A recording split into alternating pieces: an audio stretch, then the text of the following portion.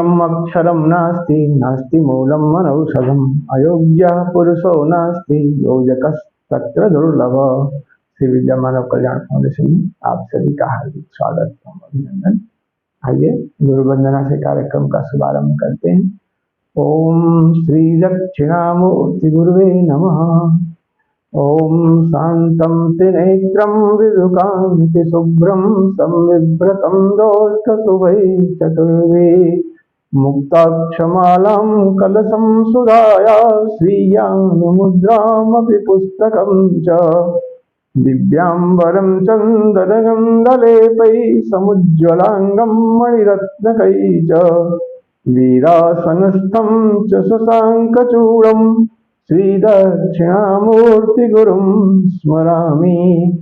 होत्रागृहोत्रागृहविश्यहोत्री होमादि सर्वाकृतिभासमानं यद्ब्रह्म तद्बोधवितारणीभ्यां नमो नमः श्रीगुरुपादुकाभ्याम्। एक बार फिर से इस अनोखी अद्भुत नदी की कड़ी में आप सभी का हार्दिक स्वागत और अभिनंदन।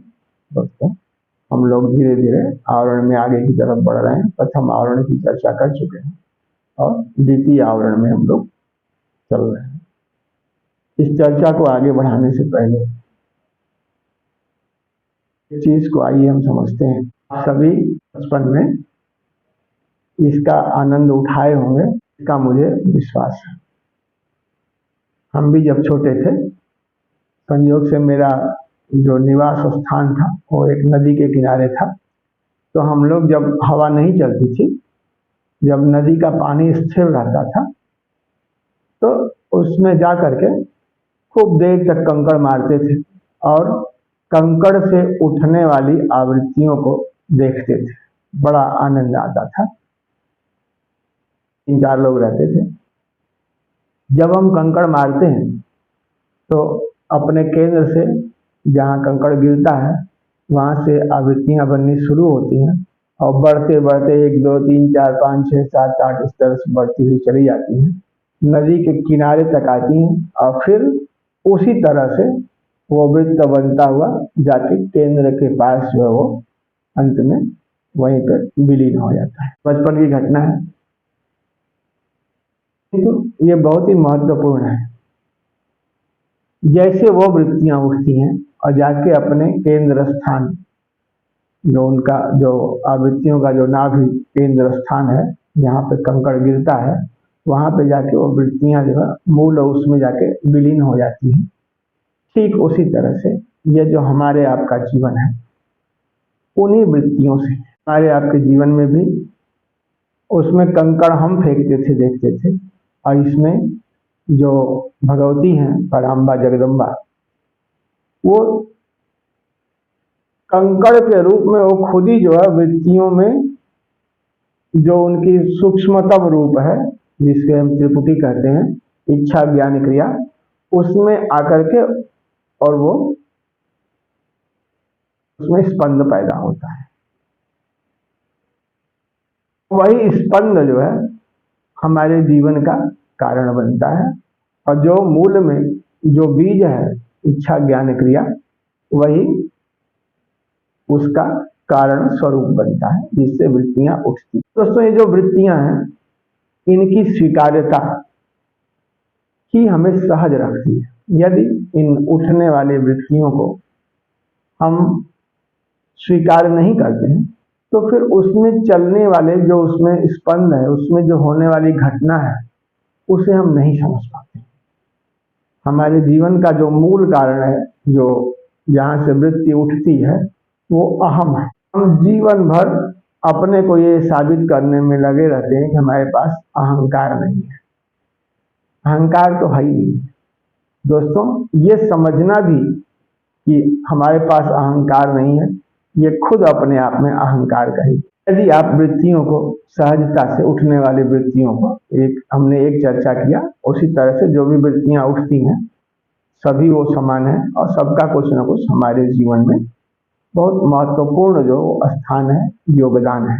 वो किताब के पन्नों की तरह है जो कि ढेर सारी उसमें अपने आप में और ढेर सारी चीज़ों को, रहस्यमय चीज़ों को समेटे हुए हैं और वो इस इच्छा से उठती हैं कि आप उन्हें देखें, उन्हें समझें, स्वीकार करें और फिर उस पर आगे बढ़ें और आनंद को प्राप्त करें।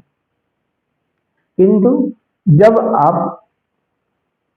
उसे हटाने की चेष्टा करते हैं तो फिर आप चोट खाते हैं, गिरते हैं, लड़खड़ाते हैं और तमाम तरह के उसमें आपको विकारों का सामना करना पड़ता है। इसलिए हमारा आपसे अनुरोध है कि आप जो है चीज़ों को समझें, जानें और उसे उसकी सहजता से उसको स्वीकार करें, तब आगे बढ़ें। जो स्वीकार करता है खुले मन से, वही जो है आगे का मार्ग प्रशस्त करता है। घटना हम आपको इसका जो कि जीवंत उदाहरण है, कवि कालिदास के साथ ये घटना घटी थी। कालिदास की गणना एक बार कुछ पंडित थे तो उनके मन में आया, एक बहुत विद्वान से वो लोग स्त्री थी जिसका नाम विद्योत्मा था, उससे वो लोग शास्त्रार्थ में हार गए। तो हार गए तो उनके मन में बदले की भावना उठी और उन्होंने कहा कि इसका विवाह जो है हम लोग एकदम वज्र मूर्ख से कराएं। ऐसा विचार करके वो लोग अपना इधर उधर भटक रहे थे कि सबसे मूर्ख कौन है। तभी उनकी दृष्टि गई, एक वृक्ष पे एक व्यक्ति बैठा हुआ था और वो जिस टहनी पर या डाली पर बैठा हुआ था उसी को काटने में लगा हुआ था। पंडित समझ गए कि इससे बड़ा जो है मूर्ख कोई हो नहीं सकता। उन्होंने उससे इशारे से बुलाया,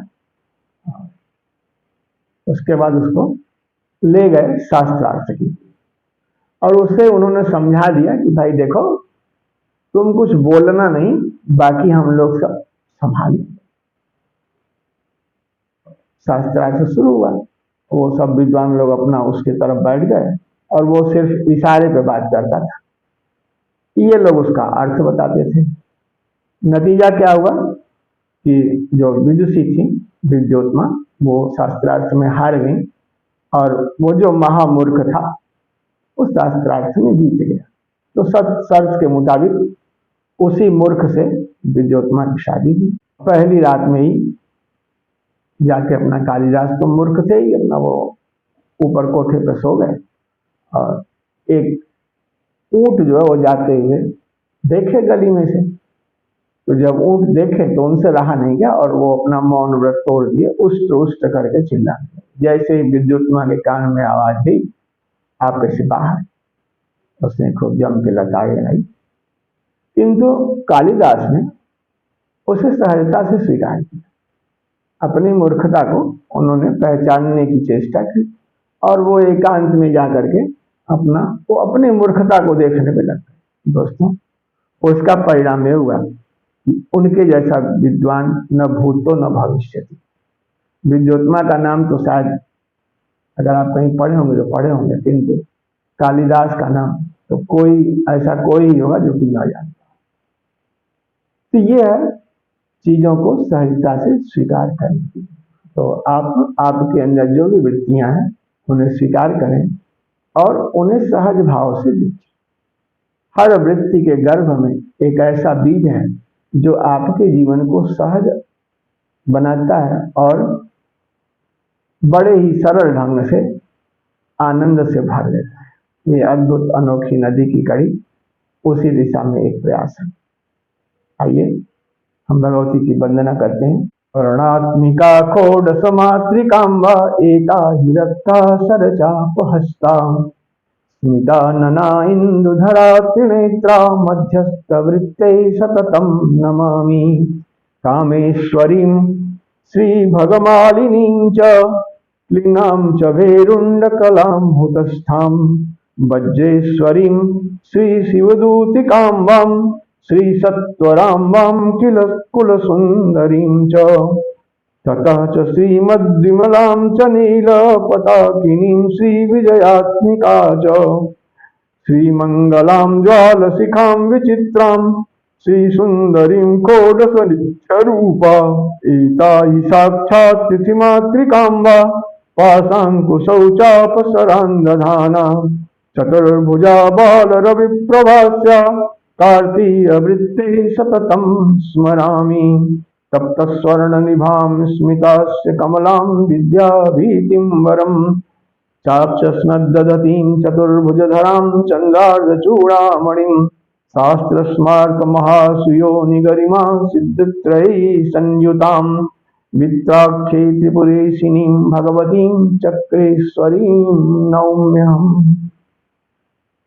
दोस्तों, इसी के साथ आज हम वाणी को विराम देते हैं।